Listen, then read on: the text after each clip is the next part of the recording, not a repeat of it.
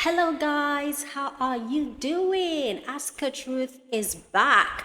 It's been a while that I have posted a video here and I just want to apologize for missing an action. It's been quite challenging for me combining this with the many other things that I do. But I made up my mind that this year I'm going to really be committed to this because I'm committed to helping you with your relationship and marriage. So if this is your first time watching me, my name is Ruth. Most people call me Coach Ruth.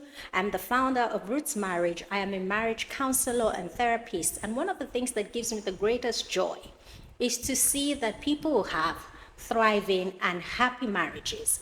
I have a thriving and happy marriage. Matter of fact, I always say that most of the time it feels like we're on honeymoon. And I believe that everyone can have a happy marriage. It doesn't mean there aren't going to be challenges, but we have the right wisdom and knowledge to navigate those challenges such that we still build a relationship that we love to stay in even when the kids are gone. So welcome to this channel. Welcome to Ask Coach Ruth. Ask Coach Ruth is the channel where I get to answer questions on relationships, on marriage, on love, on dating, anonymously. So if you have questions and you would like me to answer regarding courtship, dating, love, marriage, there's a link just right beneath this video. Click on the link and you can ask your questions anonymously and I get to answer it on one of the episodes. So let's get into today. So today I have a question and I'm just going to read it and then I would answer the question. So the question says, hello, Coach Ruth. Thanks for the opportunity.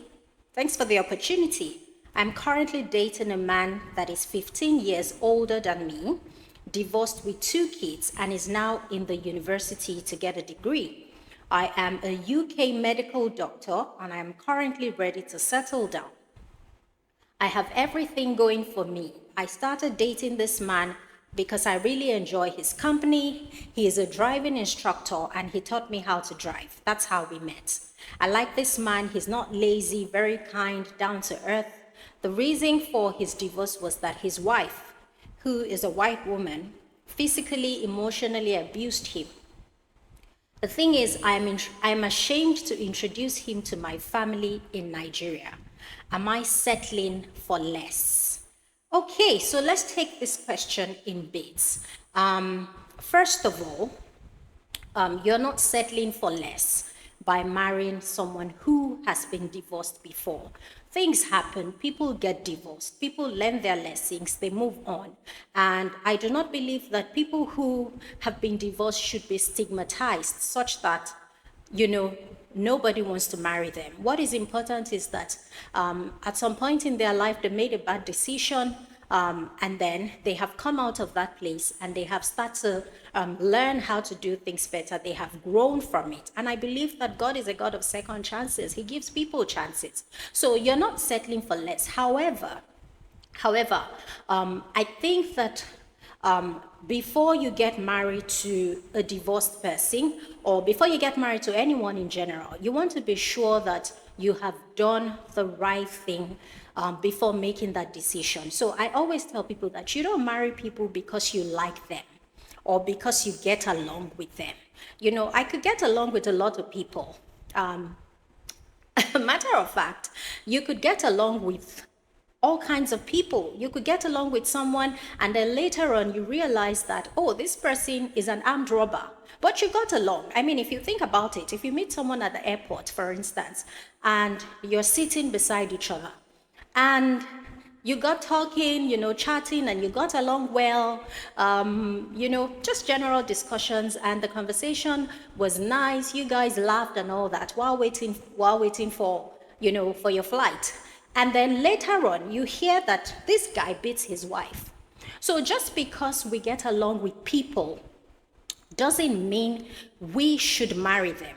The decision to get married to someone must come from a place of you have done your due diligence. You have also seen that you and this person, you have alignment of values. You have developed a relationship where you have gotten to know the person beyond the feelings of likeness. You have had conflict. You have seen how this person deals with conflict. You have also verified what they tell you about their last marriage. Now, particularly when you're marrying a divorced person, it's important that you do not just take what the person says, about what happened in their previous marriage. Naturally, everyone will speak for themselves. Everyone will say, oh, I was the good person, she was so bitter, she was an angry woman. And then when you're hearing from the woman, she is also saying, oh, he was a terrible man, he was this, he was that. So I always say you have to be more cautious. You have to find out whichever way you have to. That's the purpose of courtship. You have to do your due diligence to make sure the reasons why he told you about his previous wife is true, so that he's not just speaking to favor himself. Are you sure that he's telling the truth? The honest truth is for every divorce, it takes two people to make a marriage work. So is he telling the truth about his previous marriage? Yeah, that's very important. The qualities you have listed here, you said he's not lazy, he's very kind, he's down to earth. Yes, that's okay. However, I feel like you are making a decision based on the fact that you like him already. So sometimes, not even sometimes, I tell singles that you have to let go the feelings of likeness and really use your logic when you're analyzing someone that you want to get married to. So if he divorced his first wife, what happened? What led to the divorce? Okay, you said she physically, emotionally, and abused him. Now, I'm not saying he's lying.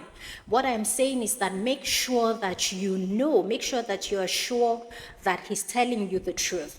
About settling for less, you're ashamed to introduce him to your family in Nigeria. You don't know if you're settling for less. The honest truth is you have to be confident about your decision. So people may not always understand why you are doing what you're doing. But what is important is that you have a conviction for what you're doing. So your family may not understand why you're marrying someone who's been married before. But the truth is you must make sure that you have your conviction. Are you sure that's the person you want to get married to? Is your conviction from a place of, I know this person, we have alignment of values, we are compatible, we can live together. This person has grown, they've learned from their mistakes, they've healed from the divorce. If you have all that conviction, then it doesn't really matter what your family thinks about the person. Now, where the problem is, if you believe that you're not really sure, maybe you're a bit embarrassed, you don't know how people will take it. It's coming from a place where you yourself are not sure. See, when you're really sure about someone, other people's opinions would not really matter because you are sure from a place of knowledge. So you know the person and you believe that I know this person will make a great husband. So hopefully you're able to convince your family. From what you say here, you've not even introduced him to your family yet. You're just ashamed. Shame is a terrible thing. That's what I say. Shame is not something that we should give room for our lives. We should make decisions with courage, with boldness, especially when we're sure that we're making the right decision, we're being true to ourselves. It doesn't matter what people say. We're not living for people. We're living for, ourselves, first of all. We're honoring ourselves. We're being true to ourselves about what we like, about what we want. So if you have done your due diligence, the part I'm particular about is you are certain about this guy, about this man, and you know that you can live with him. You must also remember that he's divorced with 2 kids. Have you thought about that? Have you considered that it's going to change the dynamics of your marriage, meaning that you're going to have to take on those kids maybe if his wife is not taking them on? What's the arrangement that's going to happen between you and the previous wife and his kids. There's a lot more to be sure about, to be worried about than, how your parents think or how your family members think. What's important is you have really thought about the decision and you have settled what the dynamics of your marriage is, because now it's going to be a blended family. There are other kids involved. When your own kids come in, how do you manage the relationship of your husband with his former wife, with the kids? You have to make arrangements. How often are they going to see each other? All of that has to be settled. And once you know that you are in a good place, I think you should forget about shame. Tell your parents with courage, this is what you want, or your family members. And I'm sure if they can see the conviction and you're able to really give them reasons why you are choosing this person, I don't see why they would not support you. Yeah. So, yes. That's the question that we have for today. So let me hear from you in the comments. I would like to hear your opinion. If you have questions, like I said earlier, use the link beneath this video to ask your question anonymously. I would also like to know where you're watching from. And make sure you give this video a like and a thumbs up and subscribe to this channel so you can know when other questions come up. Bye.